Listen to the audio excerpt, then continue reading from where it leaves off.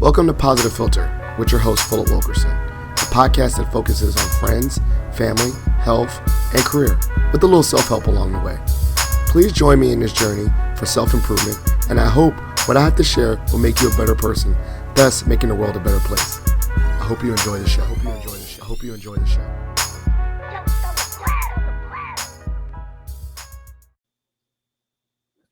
Hello, ladies and gentlemen, boys and girls and people. It's Philip Wilkerson back with another episode of Positive Philter. I'm joined by a special guest. Well, everyone's a special guest. I'm joined by Madam President Christine Landoll. If you know, I have a lot of Mason Nation pride. I work at George Mason. I'm an alum of Mason. And I call Christine Madam President because she is our current, not incoming, but current Mason Alumni Association president. And so, you know, if you've been on my podcast, you listened to it before. I've had outgoing President Samit. I've had the Black Alumni chapter, Janae. And so I wanted to connect with Christine because I think learning about that alumni experience, giving back, having school spirit, something that I've started to develop over time because of wonderful people like her. So before we get started, Christine, can you give the listeners a little bit of a background on who you are? Absolutely. And thanks for having me, Phil. I love this podcast. And I love the Positive Philter, the focus on positivity, which is amazing. And in addition to the alumni thing, I love the fact that we can collaborate together on Mason Chooses Kindness. I know you've done a podcast on that, but that whole focus on kindness is awesome. So thanks for doing what you do, and very happy to be here. So a little bit of background on me. I am a two-time Mason alum. So I got my undergrad many years ago in 1989 and my master's in 1992. So a lot of years ago. And I was Mason changed and transformed my life. And when I started to look for opportunities to give back, I was actually at Deloitte, which is where I spent most of my grown-up career life. I was at Deloitte for 27 years in professional services. My background, I got my degree in accounting here at Mason and then went on to become a CPA and did a lot of tax work with clients. And then that transformed into HR and global mobility work. And I had all those experiences at Deloitte. Was on the accounting advisory board at Deloitte for Mason, and I saw the amazing job Mason did at listening to employers, right? So I now teach at Mason. I started as an adjunct and then came full time once I retired from Deloitte. But it was really impressive to me being on the outside, looking at my alma mater in a different way, and the fact that they listened to what employers said. So on the accounting advisory board, one of the big things we said is, you guys do a great job teaching the technical skills. So you produce great accountants, you produce great marketing people. But the one thing that we think you could do even better on is teaching them the professional skills that they need to be successful. So how to present yourself, how to talk to clients. It's not all about texting, all of those kind of things. And so Mason created this group of courses that are in the School of Business, our foundation courses, which I now teach. So it gives the students all of the soft skills, which we call essential skills, that are critical to being successful. And I really look at them as a transformative skills. So you can be a great accountant, but if you cannot translate that information to your clients, you are not going to go very far. So being able to now teach these classes and being able to see the impact on the students and the successes that the students have as a result of that is just amazing. But what started it was looking at Mason and saying, hey, they really do listen to the outside, and they want to make sure that their product, which is our students, are the best that they can be. And, they want to know what is happening in business these days that makes the students successful, and they factor that into their curriculum, which is amazing to be a part of. So that really just transformed my alumni experience, where you want to, as an alumni, you want to see impact and value. And I could see that my voice was being heard. My voice resulted with everybody else's in changes to things happening at Mason. And so wind forward the clock to retiring from the Deloitte Deloitte, coming in as an adjunct, just given a try at teaching. And then they asked me to join full time in 2019. And so I split my time. I'm the director of business engagement. So they saw that one of the skills I brought to the table was all the years in business. And they said, let's capitalize on that, right? So let's play to your strength. And I know, we use Strengths Finder here at Mason. And I'm a big believer in it. We used it at Deloitte. And, they want you to play to your strengths. So let's leverage that business side of you. So I'm the director of business engagement, and let's get you in the classroom doing what you love and teaching the professional skill side. So, and then that just, again, got me even more jazzed up about what else can I do on alumni side. And so I stepped back and I've got an alumni role, an internal role, and the ability to talk to businesses every day. And Mason lets me pull that all together into this kind of tapestry of activity. And it's phenomenal to see. So that's a little bit about my journey and why, I got re-engaged at Mason as an alumni. Wow, that was quite a story. And I was really engaged and really actively listening before I asked my next question. So Thank you for that. I learned some new things. I actually take notes while I have my guest on the podcast. So I will dial back, though. I want to go back in that time machine. Are you a local person? How did you pick Mason? How did you come to Mason back in, I'm now doing quick math. You said 92. I don't know. I can't do math right now. But how did you come to Mason, and what was Mason like when you did your visit or whatnot?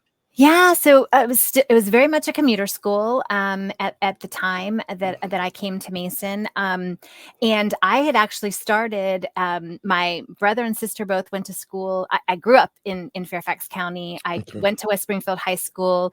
I have always been connected with. I was born at Fairfax Hospital, so I've always been in this arena.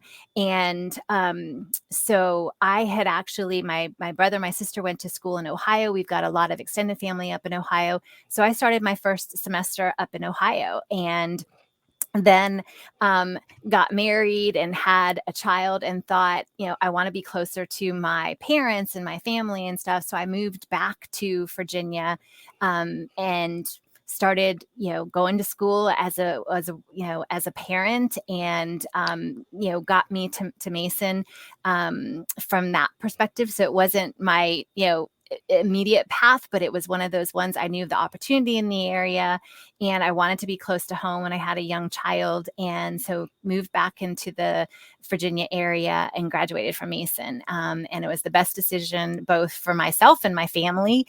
There's so many opportunities in this area. It was just a natural choice. And, I know as the alumni president, we fight that where, Mason isn't always the first choice of folks. It could be their second choice or their backup school, or the convenient choice because of family and those types of things. So the affiliation that we need to build has to find that connection that you sometimes don't get by going to a live on campus experience. And the thing that I love about the growth of Mason is we've got so many people now who live on campus, and that commuter school, while it's still there for some, we've really transformed the experience at Mason, which is really cool to see.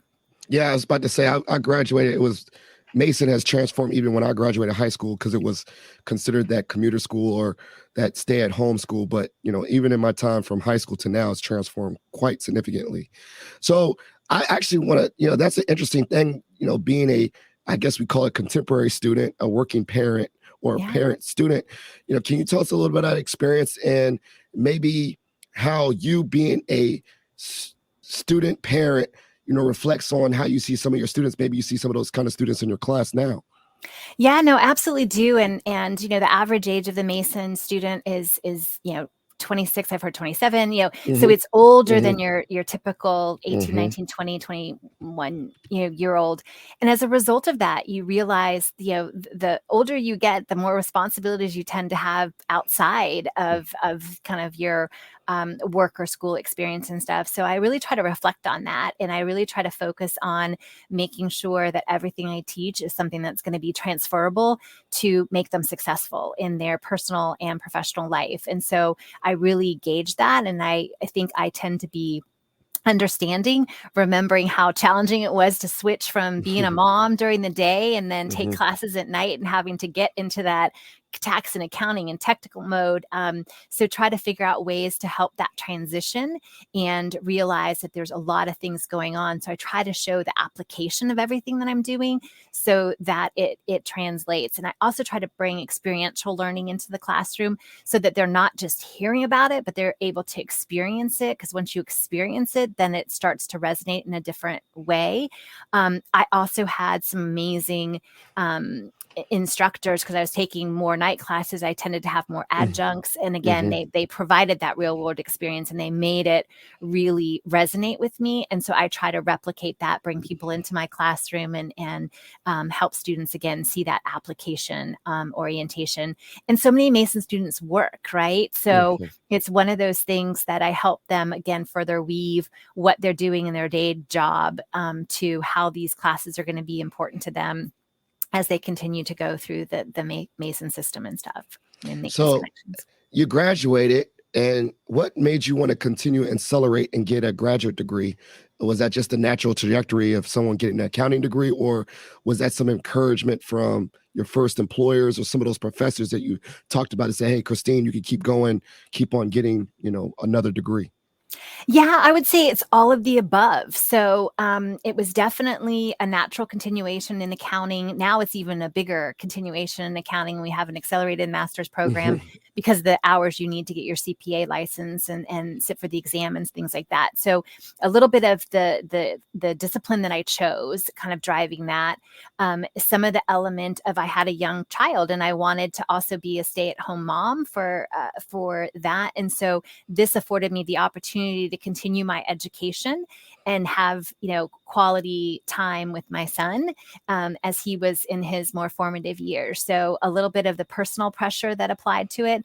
And then, the professors as well saying this is going to be something critical that you're going to want to have. And again, as you grow, your life gets more complicated. So, work this out now and it'll help you with the CPA exam. And I knew that's something I wanted to do. So I would really say it was a confluence of all of those points that made me continue on. And it, again, was transformational because I got my job at Deloitte by networking with people in my class. So I had several folks in my class that were from Deloitte and they kept saying, Christine, come in. I was going to wait till I got my master's and then start to look for a job. And they're like, no, come in now. And so I was about halfway through my master's when I, finally said, okay, let me just go in and interview.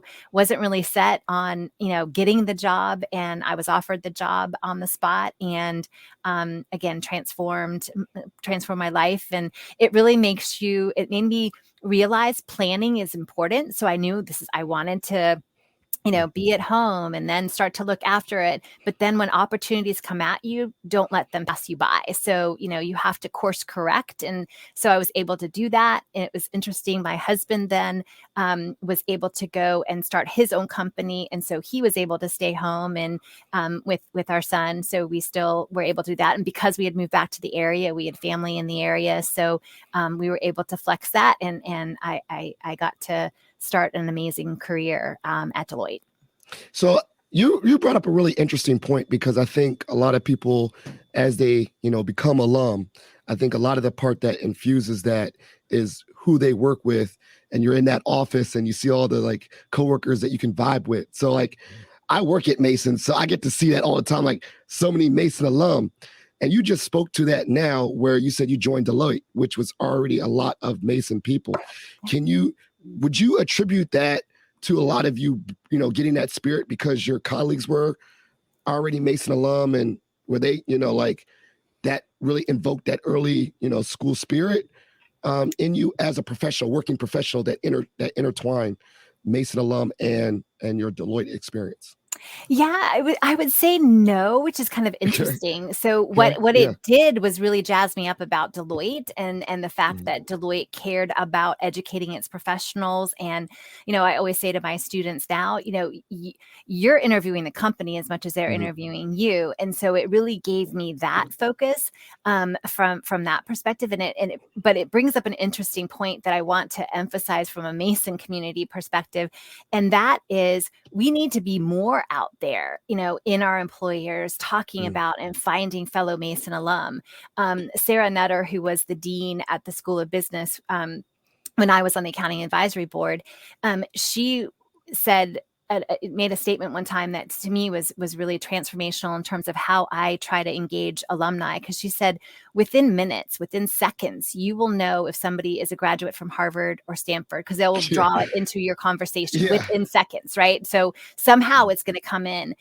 With Mason alum, oftentimes you could work with them for years and not know, right? So be proud and be out there and promulgate the fact that you are a Mason alum, and so it really made me be much more from that point. And that was probably 7 to 8 years ago when she said that. And it really made me say, am I out there really promoting my alma mater? Because I'm proud of who we are and what we have accomplished, but we tend to be more reserved about it, right? And so we need to change that. We need to be out there saying, we are the largest university in the Commonwealth. We are the most diverse university in the Commonwealth. And we've earned some stripes, and we're considered an underdog, and we shouldn't be. And we need to not think of ourselves as that. And, and to me, that's really exciting, but it wasn't the start back then. It was, something that throughout the process,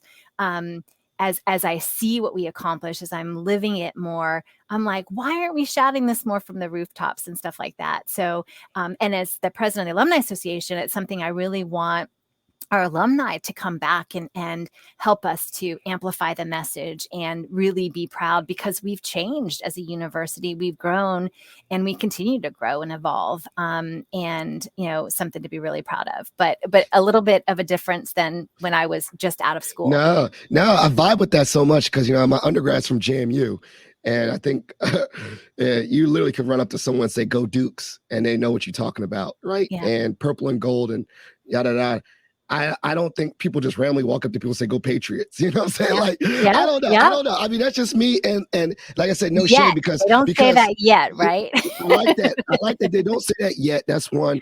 And two, as in, I think I'm slowly like you. I think my experiences, my lens is skewed because I work there so often that I am getting that rah, but I don't think it's as, like you said, as natural for those that are out there. Like, we're in it. We work there and we are wearing two hats. We're alum and current employees. So we do definitely got this more embedded thing. But I'm really thinking about that now. Like, when I meet someone for the first time, peeling back the onion of who they are, how quickly does it come that connection of alum? Like, for some in other circles, you're right. Like, someone when they go to Harvard, they drop it like, I don't know, because it's Harvard, whatever. Yeah, but yeah. I like that. I wrote that down, more reserved. But I'm not reserved no more. We're not reserved, but I think that's the culture. I think that's the culture. That's so interesting. So you talked about this infusion of Deloitte being heard by Mason, and then you were like, wow, I like what Mason's doing.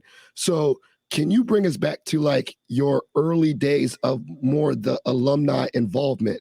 So who did you reach out to? What was, my first thing I did was, just a service project. How did you start building your experience as an alum? Yeah, no. So it was interesting. One of the things that I looked for in my early career was, what are ways I can get leadership experiences, at a more junior position and stuff like that. So I got very involved in our National Women's Initiative, and I helped create this fellows program. And another thing that obviously Deloitte is big at is, recruitment of people. And so I started to scratch my head with regards to, why isn't Mason a strategic school? So, there are strategic schools. It's a national, global organization. And so a lot of the big players, the UVAs of the world, and that's all great programs, are very well known here, at Deloitte. Why not Mason? And then that's where that side of me was like, I have got an awesome degree. I've met awesome people at Deloitte, going through the program with me at Mason and stuff. Why aren't we more engaged? So I got involved at Deloitte to be a representative on campus. And then I, looked for opportunities, and that's where the accounting advisory board came in, and just started to look for opportunities where I could start to break away some of those, roadblocks that may have been in the way, and try to get the message out and get communicated. And I'm also a very competitive person. So I'm like, why not our school? And,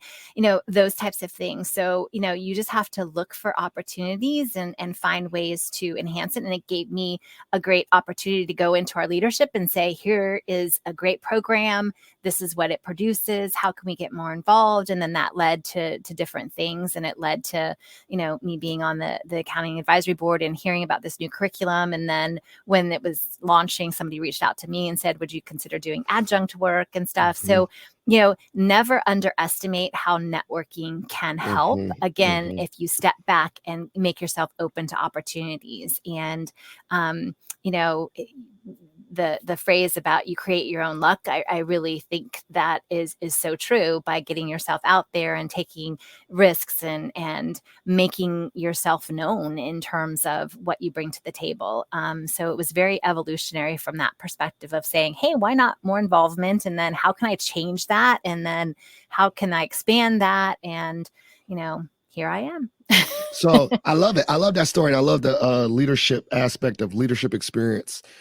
Being, you get it from the volunteer experience, and then you can bring back to your work, but then you can bring skills from your work. So maybe inverse, what was some of the skills that you brought from your actual normal 9 to 5 that you believe you brought to, this accounting advisory board, as well as maybe your continuous alumni leadership? So the work going to volunteering rather than a volunteering going to work. Yeah. And I lost you for a second there. Yeah. So what was the question again? Sorry. Oh, sorry. Yeah. I might have to edit that out. I think I had it froze. So I was saying, we talk a lot about how servant leadership, you get a lot of servant leadership skills that goes to your normal 9 to 5. Yeah. But also additionally, you bring your normal 9 to 5 skills and transfer those over to your alumni or to your volunteer. So can you share with the listeners those experiences from your normal Deloitte job or accounting that you believe you brought to your servant leadership, your other roles?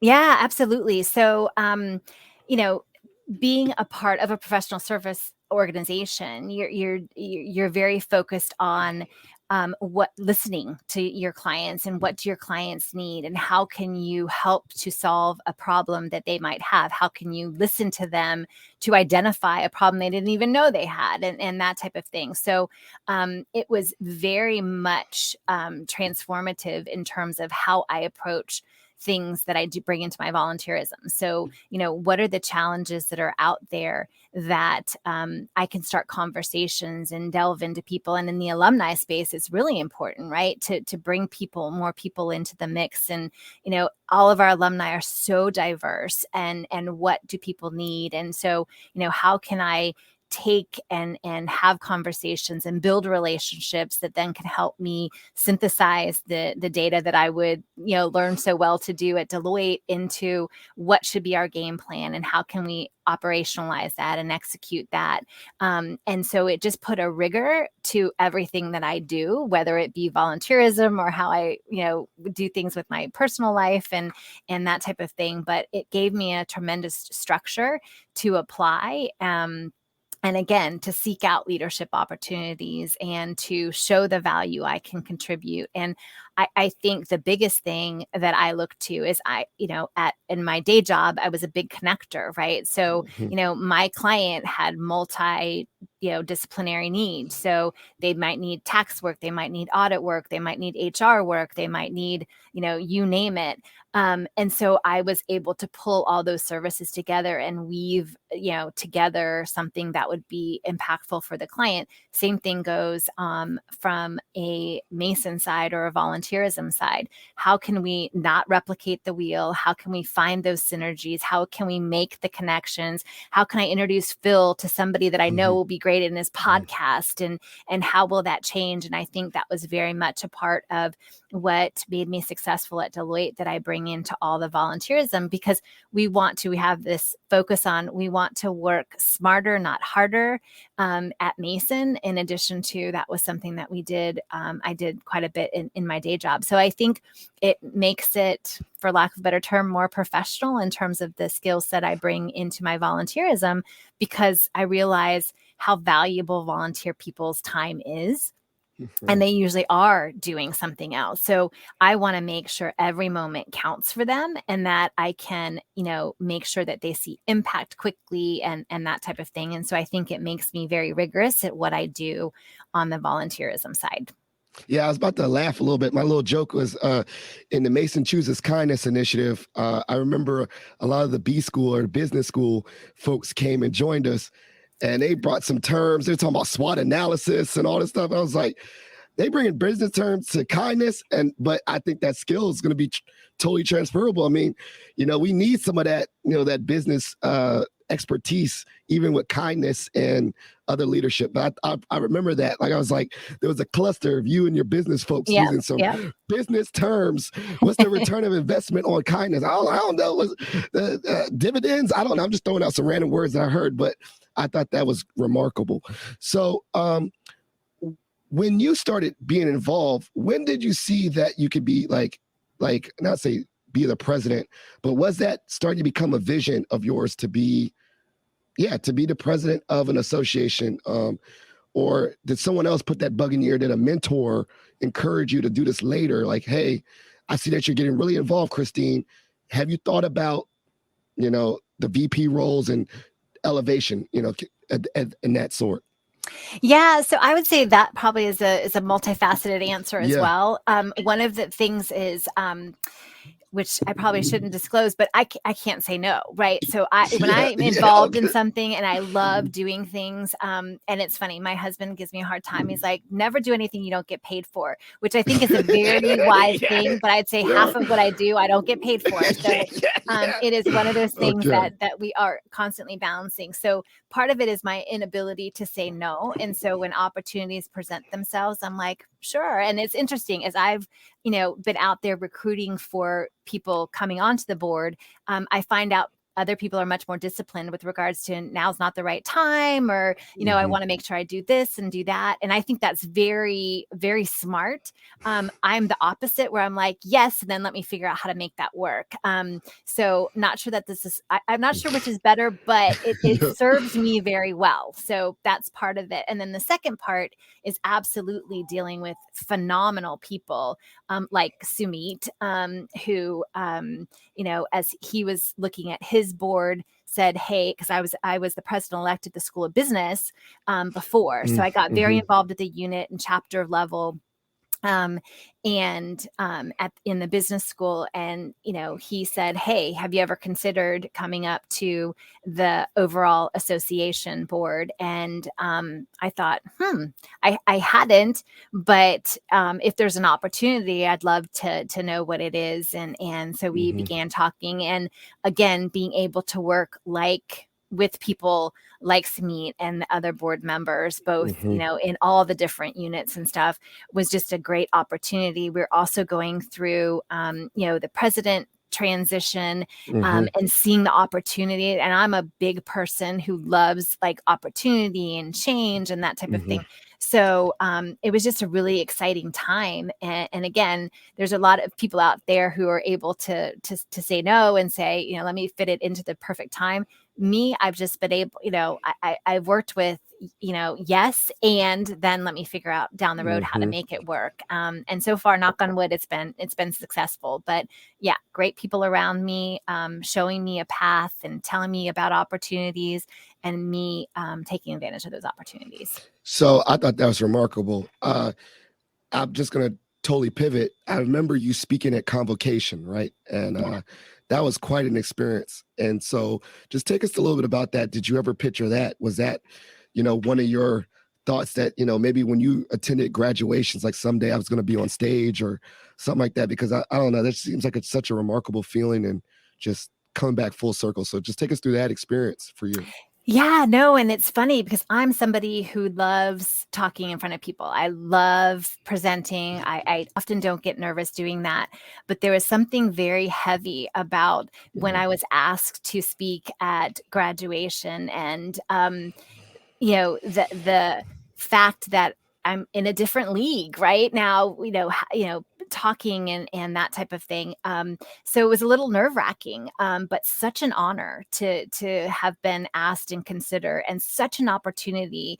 And luckily got over my nerves a few minutes in, which was really nice. And the best result though was I had a student reach out to me afterwards and said, it was great listening to you speak. You said, if we ever have trouble navigating, to just reach out to me. I said, reach out to me. And she's like, so I'm reaching out, and I was able to connect her with several people to set her on the path of getting a job. So again, to see that immediate impact was just, amazing. The fact that people were actually listening was amazing. And just a humbling, amazing experience to be on the stage with President Washington and just people I admire. And yeah, when I was sitting there as a student, never really thought about that, quite honestly. And a lot of God and luck in kind of getting me to that path, but very humbling experience, and just an incredibly rewarding time. So I got one more question for you. And that question is, for those that listen, I have a wide variety of listeners. So let's go back to that student. That was amazing. Going back to, and you're giving advice. What advice would you give to that student in regards to alumni life? Would you give to that student, tips, couple tips that you would give if you could go back and do that speech again? What would be some tips you would give to that student about becoming an alum and having school spirit, and more so not being reserved, as they say? I love that. Yeah. And it's interesting because I think some of the advice I gave made her reach out, which was great. So it was like, don't be afraid to ask for help. Right.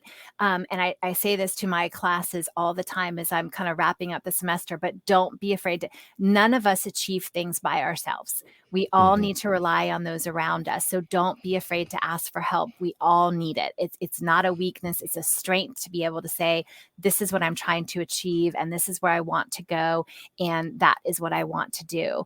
And to bring somebody along on that journey for you.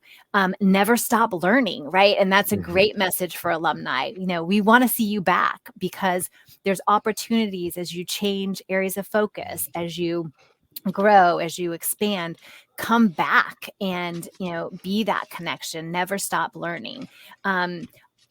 Be open to opportunities and be adaptable, right? That was part of my whole journey that I've had, where an opportunity presented itself and I said, okay. I didn't say, nope, this is, I'm at step 1 on my plan and this is step 5 of my plan, so I'm not going to look at it, because you never know when that opportunity is going to be gone. So take advantage of them as soon as you get there. Roll up your sleeves, right? I always said yes to everything. I tell this to my students. When this will tell you how long ago I started working. In 1990, when I started working, one of my jobs was to Xerox hundreds and hundreds of tax returns, and to sit there and to do that. And I'm like, I could have said, I got my master's for this, but I didn't. I said yes, and I'm going to make sure that I do the best Xeroxing of these tax returns, and I'm going to ask for more. And by doing that and having that positive attitude, there was more opportunities that were provided to me. And so, always, roll up your sleeves. No job is beneath you and no job is above you, and take advantage of that and do it. And one thing that I think a lot of people can relate to, especially within the Mason ecosystem, is don't let your beliefs limit your potential, right? You are worth more than you think. And I feel like that's something I always say to my students. I see more potential in you than I think you do. And I'm going to work this semester to make sure you see that potential, because again, did I think I could stand up on stage and speak at convocation? No. Did I think I would achieve a 27-year career at Deloitte? No. And don't limit your potential. And so, those are just some messages that have served me very well, that I think regardless of where you are are in this world will serve you very well. And probably the last, just because we are on the Mason chooses kindness, I think of that phrase, if you can be anything in this world, be kind. And I think that is so incredibly important. And I can say that everything that I've achieved, I've done it with kindness. And that has only led to more opportunities, because people want to work with people they like, right? And they want to work with people who are going to treat them well. And they want to work with people who are going to think about them, not themselves. And I've tried to apply that to every position I've had and every opportunity I've created. And if I can make somebody smile in a day, that's a day well, lived. And so I think all of those are tips and things that have again served me well, and I try to do with integrity. So. Well, guess what? We just had like 4 chapters or 5 chapters to your self-help book. Those are all the chapter titles, and you can go into details. I'll collect my royalties later. Okay. But so this is the part of the show called Shot for Shot. You get to ask me any random question. I get to ask you any random question. You want to go first? I'll go first. All right. Well, this is probably too broad of a question, but what made you start this podcast? Oh yeah, I love it. I feel like that's my main. All right, I've gotten so good at this story. So, so I was at a job that wasn't fulfilling way before Mason, and what I was doing is I was in my car and I was doing YouTube videos. You can still look them up. They're called Random Ramblings of Philip Wilkerson. So if you go on YouTube and you type in Random Ramblings of Philip Wilkerson, you'll see a bunch of videos of me sitting in my car talking to myself, saying things like Monday motivation, let's get it, and all this stuff, right? And I realized, wow, this is really boring. Like, I'm just talking to myself in the car. So I reached out to my boy and I said, hey, I like to talk. I like these motivational videos and whatnot. I heard of the thing called podcast, which is like a radio show. I didn't really know anything about it. Can you, like you said, can you connect me with someone that knows something about podcasts? And my friend Sam Nang connected me with a friend. And I didn't know this guy from Timbuktu. His name is Dean Bakari, but he talked to me for like an hour and a half on the phone. And I literally took notes, and he dived in and did that. So I realized, I was like, wow, you know what? I'm not going to do these random rambles anymore. I'm going to still do this, but just use my voice, because that's what I was doing. I wasn't a videographer. And then I realized early on that me just doing it by myself was not as engaging as I liked, or fun, or I was tired of talking by myself. So then I made it an interview style podcast, and I started with my best friend, Hillard. And then over time, I was just like, you know what? This is great. I get to just ask people questions. And for me, this is like I guess you see all my notes. This is like a master class for myself. When I asked you to reach out, when I reached out to you to do this podcast, now I know more about you, and I know about your journey, and then I can apply it. Wow, you could do this. So it's actually, all these notes has helped me become a better professional myself, because I ask a lot of questions as they relate to people's careers. So that's kind of the start. Random ramblings, YouTube videos in my car, to a real podcast 5 years later that I just kept on going with, which I think is better than videos in my car. So awesome. That's how it started. Cool. Yeah, that's how it started. It was crazy. It come a long way. I sometimes still watch those videos and kind of cringe, but also watch it to say like, wow, you can start Look at anywhere. The growth, right? Yeah, that's it. Yeah, Look at the growth. Yeah. I always tell people, if you do anything creative, just do it. And don't overthink it, but always come back and revisit it, because it is a tangible way to see that you got better. So I listen to my first episode every now and then, just randomly. I listen to my own first episode to see my voice have more confidence and all that. And so I like that. You should archive it. You should keep stats on yourself, and you should remind yourself, use that to remind yourself that you've gotten better tangibly. So that's kind of cool. Very cool. All right. So this is my random question. It's kind of not really off tangent, but what is your, I know that you do this like Mason memory, whatever. What is one of your Mason memories that, you always share, like, hashtag Mason memories, and you share that this is my quintessential Mason story? Yeah, it's funny. Because I always say, and people ask me this question, and I always say, I hope my best Mason memory is still to come, because it is one of those things that keeps evolving and keeps changing. And quite honestly, some of my early Mason memories, that just going to class and back, Yes. I don't remember. At one point, one of my favorite things, at one point, my husband and I were in the same class, and it was a statistics class, and I got a better grade than him. So I think that was a pretty, like, look what I did. So that was pretty cool. But certainly speaking at graduation was phenomenal, and just getting opportunities and stuff like that. But the best thing is, I know my favorite Mason memory is yet to come. I will say I did start a scholarship this year. One of my daughter's best friends Nice. passed away from Sorry. suffering from leukemia, and she was going into hospice this year on May 3rd. And I just thought, and again, a God moment, said, Mason's got some great opportunities. She was going to be graduating from Mason on May 20th. And so I said, I'm in this alumni thing, let's set up a scholarship. And we were able to endow the scholarship this year, and it'll start giving out. And so, again, I know that's going to help a ton of people, but it's going to put her memory into Mason's history forever, with the scholarship. And that's probably one of my proudest things that I've done. And I just encourage people to think of things like that you can really honor somebody and give them a legacy that will be forever, which is great, and help other people along the way. So it's the Rachel Schleicher Scholarship, and it is just something that I'm very proud of. And I hope a lot of folks contribute to it, and a lot of people benefit from it. It's to help out people who are going into education, which is what her degree was. She got her master's in education, and she received her diploma before she passed away. So just a great story.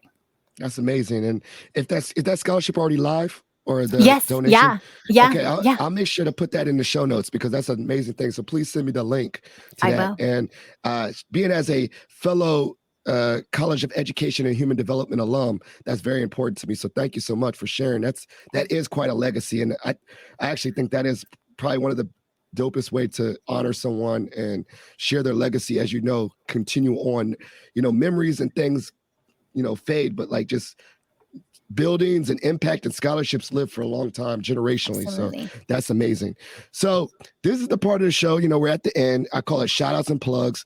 So therefore you get to shout out, show love to anyone you want to show love to, and then plugs, in addition to the scholarship, anything that you want me to, keep in touch with you, or things that you want the listeners to know. And I'll put that in the show notes. So shout outs and plugs. All right. So shout outs, I'll start with you. So I think this is awesome to do this, and to know you've touched so many people, and you just are open to covering anything is fantastic. So huge shout out to you. Huge shout out to the Pats for Patriots. I know we've changed the name, Pats for Patriots. Yeah, it's going to change. That you started. Yeah. So I think that's great, which is recognizing, and again, applicable to people outside of your podcast who are not with Mason. Do something like that in your organization to just celebrate good things people do. So shout out to, plug that. Shout out to you for doing that. To all my board members at the, Mason Alumni Association. We couldn't do what we do without great board members and without great folks within our Office of Advancement Alumni Relations and things of that nature. So huge shout out to all the people I've met, and huge shout out to our students and our future alumni and all of those kind of things. I wouldn't be the president if I didn't shout out to all the potential I know we're going to be building and stuff like that. And plugs, that's interesting. The scholarship would probably be a great plug. Just get engaged. Again, whatever your alma mater is, get engaged, because you as a professional, no matter where you are in your career, can add so much back to a school and a university. And, higher ed, I think, is a huge part of what transforms people's lives. So give back any way you can to Mason. We accept everybody, whether you're a Mason alum or just a friend of Mason. So, I just would plug higher ed and the impact that you can make in the classroom and mentoring students and doing any of those kind of things. And reach out to me on LinkedIn. And, There it is. again, who knows where we can go. I'm a big connector, as it sounds, Phil, that you are as well. And there's probably plugs and things that I'm not even thinking of that I could highlight later on down the road. So reach out. Thank you. Well, that's been great. And I definitely took some pat for pat, all that. And so I like to take, I'm always someone that gives their flowers. You know what I'm saying? Christine has been great. I think you're doing great things. I'm really excited for what you're going to do. I think, Samit, all the other people, and Janae, I will give you full credit, because when I say I give you full credit, the person-to-person engagement of being an involved alum is that when people personally, like you or Samit or Janae or David Atkins, I could just name, they brought me into the fold. And I think pride is really built on people. I don't know, according to that, pride on people. And I get more proud. I am proud of Mason, not because of the buildings or not because of the colors, green and gold. I'm proud of the people that are involved in that community and what they do. And me being attached to that, that's where I get my pride. So when I see you do good things or see students do great things, that's where my pride is grown. And so keep doing big things. That makes me I get more rah-rah about Mason. I get more rah-rah, not because of, winning a championship or something like that. Actually, I've gotten more rah-rah because of the people and what they've done and what they do and, how they treat people. That's giving me more of a rah-rah more than anything else. So you do a great job of doing that. And it's interesting because that does put in one more plug that reminds me of. So we do Patriot Pride letters when we see great things happening by our patriots out in the community and stuff. So, and I try to do I Spy Patriot Pride, the hashtag, on my LinkedIn all the time when I see the great things happening. So send me those things. That would be a plug for everybody out there in Mason Nation to highlight, do that hashtag, send them to me so that we can make sure we're getting all the patriots out there, Patriot Pride. And again, if you don't belong to the Mason community, do that with your alma mater and stuff like that. But the more, to your point, we can celebrate and really be proud of the people who make the institution what it is, I think that's phenomenal. So well, you got to send me the link to that letter thing. That's the first time I heard about it. And I love real mail. So I'll send that to people. So you heard it first. You heard it. There's so many ways to get engaged. We're going to put all that in the show notes. We're going to share this out. Thank you so much, Madam President. I like calling you Madam President. Shout out to you. Positive Philter listeners, if you enjoyed this episode, please share it with a family member or friend. Please take the audience survey. I'm trying to solicit information from my guest and also my audience. So I'll put that in the show notes as well. And if you want to leave a voicemail for the podcast, it's 571-336-6560. That's 571-336-6560. Sometimes I put those voicemails on my podcast, but this is a great sharing positivity is a movement, and we're out. Thank you for listening to Positive Philter, a podcast that focuses on family, friends, career, with a little self-help along the way. If you enjoyed this podcast, please share it with your family and friends, and like the Facebook page, Spreading Positivity a Movement. Thanks for listening.